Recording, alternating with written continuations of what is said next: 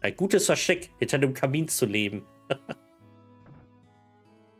Bloß, die Frage ist halt, stell dir mal vor, ne? Die lebt hinter einem Kamin.